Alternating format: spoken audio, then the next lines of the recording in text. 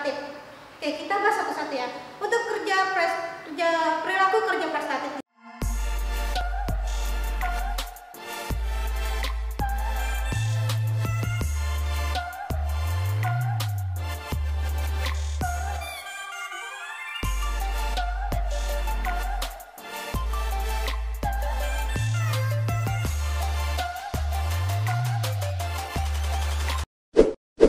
Assalamualaikum warahmatullahi wabarakatuh. Ketemu lagi sama Ibu.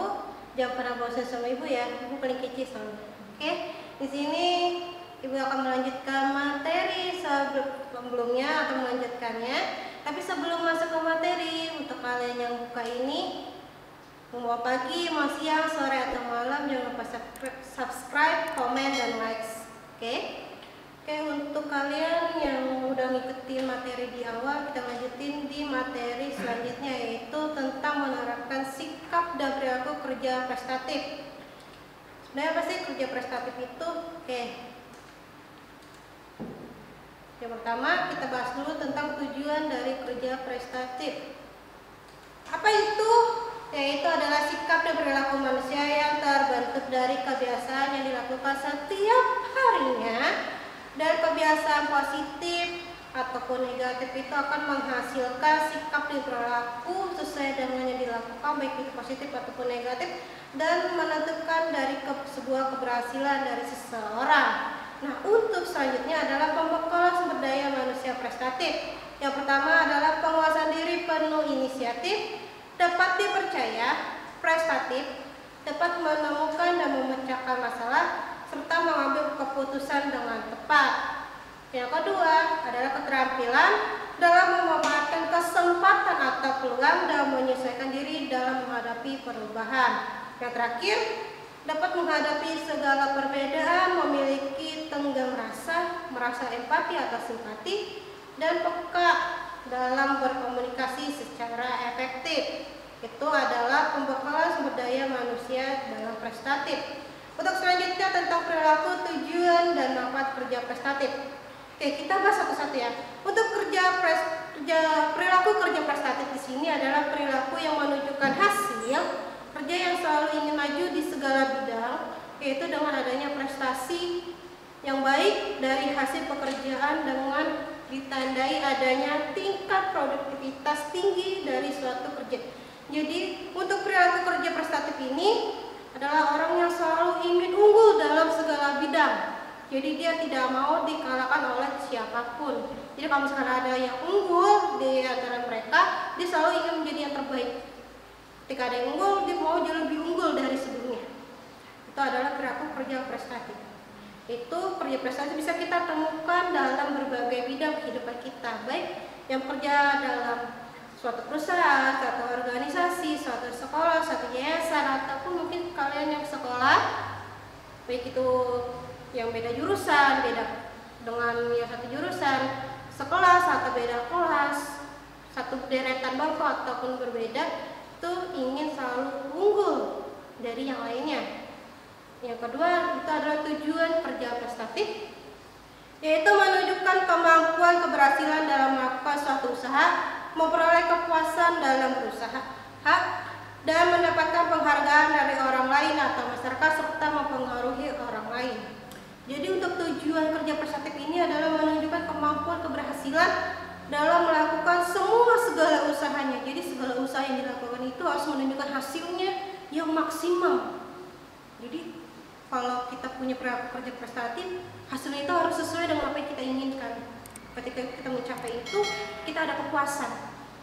Ketika sudah mencapai kepuasan dalam usaha, itu akan mendapatkan penghargaan dari orang lain berupa pujian, atau mungkin kita juga bisa mempengaruhi orang lain untuk mengikuti jejak kita supaya bisa suksesnya sama. Yang terakhir adalah manfaat kerja prestatif. Yang pertama, membantu wirausaha memecahkan masalah dan bangkit ketika menghadapi tantangan. Yang kedua, memiliki tekad yang kuat dalam berusaha. Yang ketiga, memiliki sikap mawas diri, selalu berintrospeksi dalam kelemahan dirinya. Yang keempat, menghargai prestasi atau hasil karya dan berpikir positif. Yang terakhir, memiliki sikap mandiri dan keinginan untuk maju.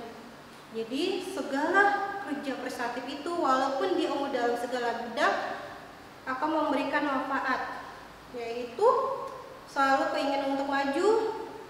Gimana caranya dia keinginan untuk maju itu mencapai apa yang dia inginkan. Oke, selanjutnya tentang perilaku kerja prestatif.